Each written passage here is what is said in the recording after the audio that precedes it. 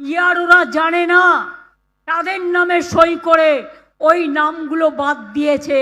ये देख के समझ में आता है कि ऊपर से कोई डिक्टेट कर रहा है और यहाँ बैठ के कोई सॉफ्टवेयर के हिसाब से उसको सैनिटाइज करके चलाया जा रहा है, नोटिस भेजे जा रहा है। নমস্কার বন্ধুরা, আমি আপনাদের বন্ধু মানব। 2025-এর শেষ প্রতিবেদন, আমার শেষ প্রতিবেদনে আমি আপনাদের স্বাগত জানাচ্ছি। লাস্ট প্রতিবেদন 2025, ভালো মন্দ মিশিয়ে বছরটা খুব ভালোই কাটলো। এই শেষ প্রতিবেদনে এসআইআর এর নিয়ে তথ্য তো দেবই, এবং সেখানে আমি আপনাদের বলবো যে পিসি ভাইপোর মিথ্যা কথা বলতে বলতে এমন একটা জায়গায় নিজেদেরকে নিয়ে গেছেন যে খাতায় কলমে যেটা দেখছি তাতে পিসি ভাইপোর মিথ্যাটা আর হজম হওয়ার কথা নয়। 58 লক্ষ মানুষের নাম বাদ চলে গেছে। সমস্ত রাজনৈতিক দল মিলে এখন অব্দি মাত্র 8 জনকে হাজির করতে পেরেছে, যাদের নাম নাকি ভোটার লিস্টে ঢোকানোর দরকার। শোনাবো সবটা, শেষ প্রতিবেদন, এবং তাই এই খবরে অনেক কিছু দেওয়ার চেষ্টা করব। আর এই বছরে আপনাদের আর্থিক সহায়তার জন্য আমি অনেক কিছু করতে পেরেছি। আমাদের জিপে অ্যাকাউন্ট এখানে দেওয়া থাকে, আপনারা যে টাকা পাঠান সেই টাকাতে আমি বলেছি জাতীয়তাবোধের বিকাশ, শিক্ষার বিকাশ, ছোটখাটো মন্দিরের সংস্কার, এবং সেই অনুযায়ী যারা কাজকর্ম করছেন তাদেরকে সাহায্যের হাত বাড়িয়ে দিতে পারি। এবং আপনারা যে আর্থিক সাহায্যের হাত বাড়িয়ে দিয়েছেন তাতে এই বছরে আমি প্রায় 2.5 থেকে 3 লাখ টাকার কাজ করতে পেরেছি। অনেকে সাহায্য করতে চান, স্বাদ আছে কিন্তু সাধ্য নেই, তাদেরকে বলবো সবাই পাঠাবেন না। যাদের অতিরিক্ত আছে তারাই একমাত্র পাঠাবেন, যাদের অতিরিক্ত আছে, যাদের দেবার সামর্থ্য আছে তারাই পাঠাবেন। আর বাকি যাদের স্বাদ আছে তারা পুরোটা দেখুন, তাতে অনেক উপকার হবে।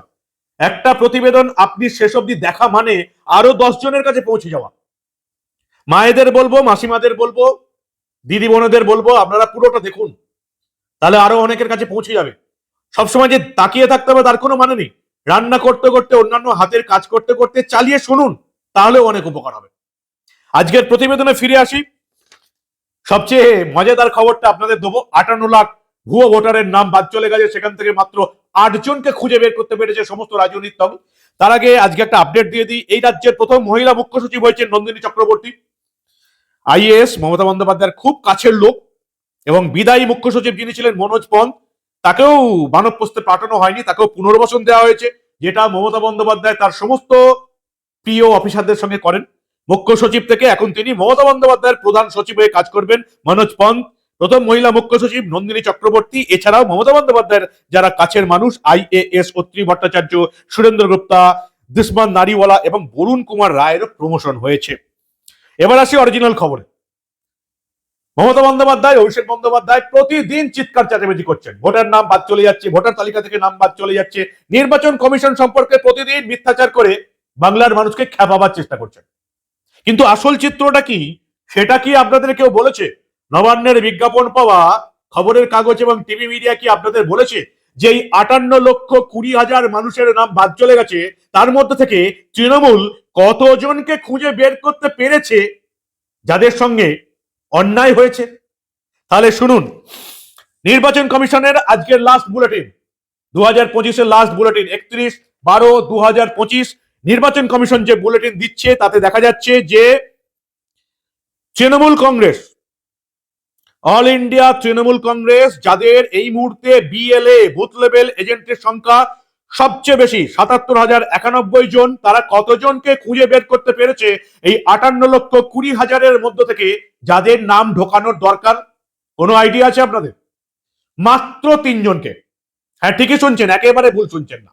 নির্বাচন কমিশনের লিখিত রিপোর্ট অনুযায়ী, যে রিপোর্ট মমতা বন্দ্যোপাধ্যায় বা অভিষেক বন্দ্যোপাধ্যায় চ্যালেঞ্জ করেননি, সেই লিস্ট অনুযায়ী অল ইন্ডিয়া তৃণমূল কংগ্রেস 77,000-এরও বেশি বিএলএ মাত্র 3 জনকে খুঁজে বের করতে পেরেছে এই 58,20,000-এর মধ্য থেকে যাদের নাম ঢোকাতে হবে, যাদের সঙ্গে নাকি অন্যায় হয়েছে। আর বাকি পার্টিগুলো, জাতীয় কংগ্রেস, ভারতের কংগ্রেস একজনকেও খুঁজে বের করতে পারেনি। ভারতীয় জনতা পার্টি বিজেপি খুঁজে বের করতে পেরেছে একজনকে, যার নাম ঢোকাতে হবে। বহুজন সমাজ পার্টি খুঁজে বের করতে পেরেছে একজনকে, যার নাম ঢোকাতে হবে। Communist party of India CPM খুঁজে বের করতে পেরেছে মাত্র 2 জনকে, যাদের নাম ঢোকাতে হবে। ভুল হয়েছে নাকি? আর ফরওয়ার্ড ব্লক বার করতে পেরেছে একজনকে।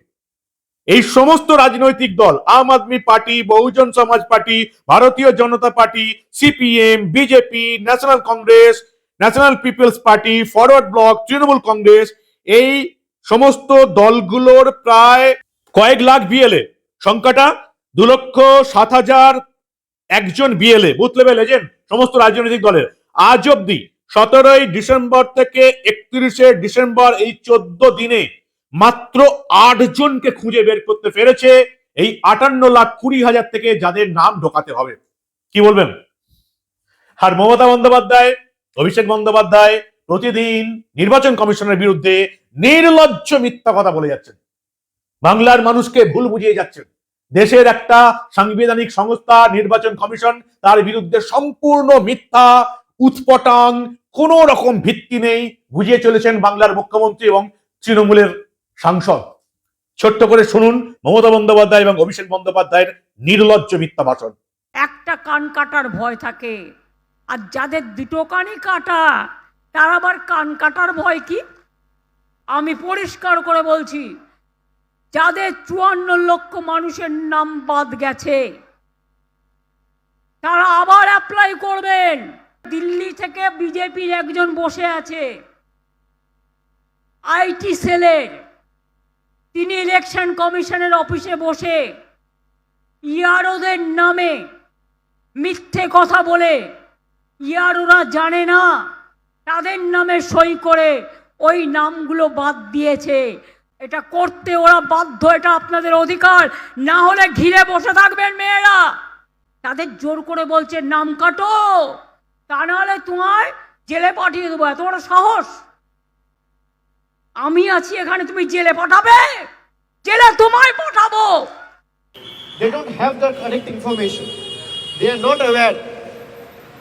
And the Chief Election Commissioner is not in the scheme of things how the Election Commission is rolling out SIR in Bengal. ये देख के समझ में आता है कि ऊपर से कोई डिक्टेट कर रहा है और यहाँ बैठ के कोई सॉफ्टवेयर के हिसाब से उसको सैनिटाइज करके चलाया जा रहा है, नोटिस भेजे जा रहे हैं। আজকে নির্বাচন কমিশনের যে আপডেট আমরা পেয়েছি তাতে দেখা যাচ্ছে সমস্ত রাজনৈতিক দল মিলে মাত্র 8 জনকে খুঁজে বের করতে পেরেছে। তাছাড়া এই সমস্ত এসআইআর আগে নতুন করে ভোটার তালিকায় নাম তোলার জন্য ফর্ম 6 ফিল আপ করেছেন 3,31,075 জন, ফর্ম 7 ফিল আপ করেছেন 56,867 জন, এবং এই যে ড্রাফট ভোটার তালিকা এটা প্রকাশ হওয়ার পর নতুন ভোটার বা এই নতুন করে যারা ভোটার তালিকায় নাম তুলতে চান বা এই 58 লাখের মধ্যে যাদের নাম ছিল এমন সংখ্যাটা ব্যক্তিগত উদ্যোগে নতুন করে ফর্ম ফিল আপ হয়েছে, ফর্ম 6 বা 6A ফর্ম ফিল আপ হয়েছে 1,70,179, ফর্ম 7 ফিল আপ হয়েছে 36,241। অর্থাৎ নির্বাচন কমিশনের এসআইআর এর প্রথম রাউন্ডে যে 58,20,000 মানুষের নাম বাদ চলে গেছে তার পুরোটাই সঠিক। মমতা বন্দ্যোপাধ্যায়, অভিষেক বন্দ্যোপাধ্যায় এই রাজ্যের মানুষকে চূড়ান্ত লেভেলের নোংরামি করে মিথ্যা বুঝিয়ে চলেছেন। নির্বাচন কমিশনের প্রেস রিলিজ নির্বাচন কমিশনের অফিসে ওয়েবসাইটে দেওয়া আছে। যদি মমতা বন্দ্যোপাধ্যায়, অভিষেক বন্দ্যোপাধ্যায় এর বিরুদ্ধে কিছু বলতে চান তাহলে বলতে পারেন, মিথ্যা মানুষকে ভুল বুঝিয়ে কোনো লাভ নেই। নির্বাচন কমিশনের বিরুদ্ধে এফআইআর হয়ে যাচ্ছে, অমুক মারা গেছে, তমুক মারা গেছে। আজকে নির্বাচন কমিশনের তরফ থেকে 4 পাতার সোশ্যাল মিডিয়াতে পোস্ট করে পরিষ্কার বুঝিয়ে দেওয়া হলো তারা কিন্তু এগুলো মেনে নেবে না। পরিষ্কার তৃণমূলকে বোঝানো হয়ে গেছে মেনে নেবে না, শাস্তি দেওয়া হবে। তারা লিখছেন, it has come to the notice of this office from various press releases that 2 complaints have been filed with the police against the Chief Election Commissioner of India and the Chief Electoral Officer West Bengal. The allegation content therein appeared to be premeditated, unsubstantiated, and a crude attempt to browbeat the officer tasked with discharging statutory duties in connection with SIR 2026. SIR করছেন যে সমস্ত অফিসাররা তাদেরকে police মিথ্যা মামলা করে ভয় দেখানোর চেষ্টা করছেন। মমতার চটিচাটা দলদাস পুলিশ কি করে এফআইআর করছে প্রশ্ন উঠে গেছে। Such intimidatory tactics designed to threaten the election machinery into submission and derail the process are undoubtedly destined to fail. No stone will be left unturned to unearth the conspiracy behind these serial and fabricated complaints. নির্বাচন commission এবার কিন্তু ব্যবস্থা নেবে, যারা এর পেছনে আছেন তাদের বিরুদ্ধে ব্যবস্থা নেওয়া হবে। কোথাও মারা গেলেই সেটা নির্বাচন কমিশনের বিরুদ্ধে দাগিয়ে দেওয়া এবং তাদের বিরুদ্ধে এফআইআর করা শুনবে না। এবং বলা হচ্ছে পরিষ্কার, rule of the law and truth shall prevail. The election machinery in the state is committed to function with grit and rectitude solely and wholly in public interest. Public ইন্টারেস্টে নির্বাচন কমিশন কাজ করে যাচ্ছে এবং নির্বাচন কমিশন এখানকার নির্বাচনী আধিকারিক দপ্তর পরিষ্কার জানিয়ে দিয়েছে পার্সোনালি এক একজন ভোটারকে অ্যাটেন্ড করা হবে। কোনো আসল ভোটার, ভারতীয় ভোটার, জ্যান্ত ভোটারের নাম বাদ যাবে না, ভুয়ো ভোটারের নাম থাকবে না। এবং তাতেই কেঁপে গেছে তৃণমূল কংগ্রেস, হারার ভয়ে নির্বাচন কমিশনের বিরুদ্ধে ভুলভাল বুঝিয়ে যাচ্ছে। 58,20,000 মানুষের নাম বাদ চলে গেছে। এই রাজ্যের সবকটা রাজনৈতিক দল মিলে মাত্র 8 জনের অ্যাপিল করতে পেরেছে। তার মধ্যে কতজন ভোটার তালিকায় ঢুকবেই 8 জনের মধ্যে, সেটাও দেখার। অভিষেক বন্দ্যোপাধ্যায় বড় স্বীকারোক্তি করেছেন একটা দিল্লির মাটিতে দাঁড়িয়ে। হারার ভয় পেলে এরকমই হয়। অভিষেক বন্দ্যোপাধ্যায় বলছেন চুরি ইভিএমে হয় না, চুরি হয় ভোটার তালিকায়। অর্থাৎ পশ্চিমবঙ্গে যে এই যে 2021-এর নির্বাচনে তৃণমূল জিতলো, 2024-এর লোকসভা নির্বাচনে এতগুলো আসন পেল, চুরি হয়েছে ভোটার তালিকায়। স্বীকার করে নিয়েছেন অভিষেক বন্দ্যোপাধ্যায় নিজে আজকে নির্বাচন কমিশন দিল্লিতে তার অফিসের সামনে দাঁড়িয়ে। অভিষেক বন্দ্যোপাধ্যায় স্বীকার করে নিলেন চুরি হয়েছে ভোটার তালিকায়। দেখুন আপনারা।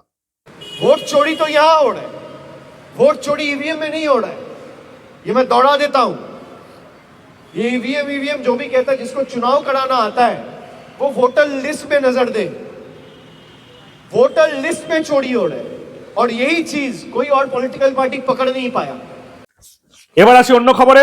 অমিত শাহের সফর শেষ হলো। তিনি আজকে ঠনঠনিয়া কালীবাড়িতে পুজো দিয়ে দিল্লি ফিরে গেলেন এবং সেখানে আজকে যেটা কলকাতা মহানগরের 4টি সাংগঠনিক জেলা, কলকাতা উত্তর, কলকাতা দক্ষিণ, কলকাতা উত্তর শহরতলি, দমদম লোকসভা এলাকার অন্তর্গত বিধানসভাগুলো নিয়ে এবং যাদবপুর যে বৈঠক হলো, সেখানে পরিষ্কার বলে গেছেন 2/3 আসনে জেতা বিজেপির পক্ষে সম্ভব।